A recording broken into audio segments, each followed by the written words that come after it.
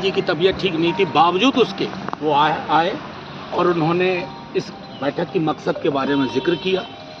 हमारे प्रदेश अध्यक्ष जी थे, हम सब ने व्यापक मुद्दों पर चर्चा की।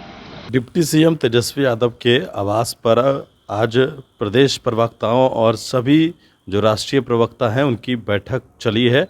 लगभग 2 घंटे तक ये बैठक चला और उस बैठक में डिप्टी सीएम तेजस्वी यादव खुद पहुंचे और साथ ही साथ यह निर्देश दिए गए हैं कि जो भी इन 15 महीनों में सरकार के द्वारा जो तेजस्वी यादव के द्वारा जो काम किए गए हैं यह जनता तक पहुंचाने की बात जो है कही गई है। यह जो जानकारी है मनोज झा जो कि राष्ट्रीय प्रवक्ता और राज्यसभा सांसद हैं, उन्होंने जब बैठक समाप्त हुआ और जब वो आवास से बाहर निकले तो उन्होंने अपनी इस बात को कहा है। वो पूरा बयान आप सुनिए। हमारे दल के राष्ट्रीय प्रवक्ता जो प्रदेश में हैं और जो जिलावार हैं, सब लोगों की एक सामूहिक बैठक हुई। तेजस्वी जी की तबीयत ठीक नहीं थी, बावजूद उसके वो आए और उन्होंने इस बैठक की मकसद के बारे में जिक्र किया। हमारे प्रदेश अध्यक्ष जी थे, हम सब ने व्यापक मुद्दों पर चर्चा की और चर्चा का मूल बिंदु था कि बिहार में जो हमारी सरकार है वो बड़ी लकीर खींच रही है और बड़ी लकीर से परेशान लोग, उन लकीरों के इर्द गिर्द कुछ अनाप शनाप चीजें बोलते हैं। उस दुष्प्रचार को किस प्रकार काउंटर किया जाए, उस दुष्प्रचार के मतलब जो गरीब गुरबा और न्याय की व्यापक समझ है उसको और कैसे धारदार ढंग से रखा जाए, ये हमने चर्चा की। जिलावार भी लोगों ने अपने अपने सवाल सुझाव दोनों दिए। आप लोगों का बहुत बहुत शुक्रिया। लेकिन जिस तरह से रणनीतियाँ बन रही हैं, भाजपा कह रही है कि ये सब काम आने वाला नहीं है, जनता समझ चुकी है आप लोग। नहीं, भाजपा कह रही है तो ब्रह्म वाक्य है। भाजपा में क्या कह रहे हैं? कौन सी है भाजपा जिसको इस देश को महफूज रखने नहीं आता है? मणिपुर जल रहा है, एक शब्द नहीं बोला प्रधानमंत्री ने। वो तो कहिए ऊपर वाले की कृपा थी, को टनल से मजदूर के निकलते वक्त झंडा लेके नहीं पहुंच गए वहां।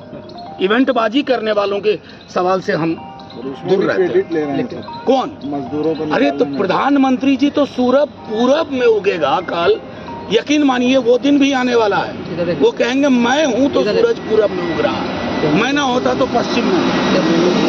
हाँ, आज हमारी मीटिंग की शुरुआत हमने एक अपने बहुत मुखर वरिष्ठ साथी को खो दिया, देव मुनि जी को हमने खो दिया। आज हमने उस शोक सभा से ही, क्योंकि कार्यक्रम पूर्ण निर्धारित था, कार्यक्रम को भी हमने काफी टोन डाउन किया उस शोक सभा के बाद। रिजल्ट आने वाला है, उसको क्या कहेंगे? लगता है कि जनता ने तय कर दिया होगा, तेलंगाना में 5 साढ़े 5 बजे तय हो जाएगा।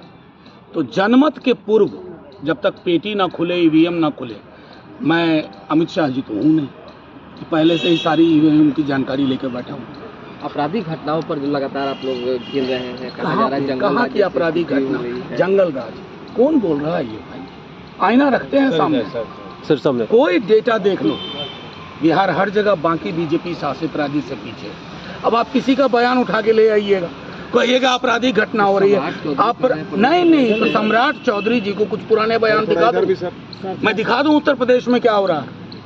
मणिपुर पे जो लोग चुप, सम्राट चौधरी मणिपुर को पूछिएगा कि मैंने कहा है कि मणिपुर पे बोले। मेरा सीधा मानना है कि सबसे त्वरित कार्रवाई अगर देश में किसी अपराध के बाद होती है तो वो बिहार है। क्या इसको एक्नॉलेज हम नहीं करेंगे? क्या इस पर हम इसलिए कि विपक्ष में हम हमेशा प्रतिरोध की भावना में रहेंगे? एक कंस्ट्रक्टिव अपोजिशन का रोल होता है जो शायद मैं समझता हूँ सम्राट जी ने किया।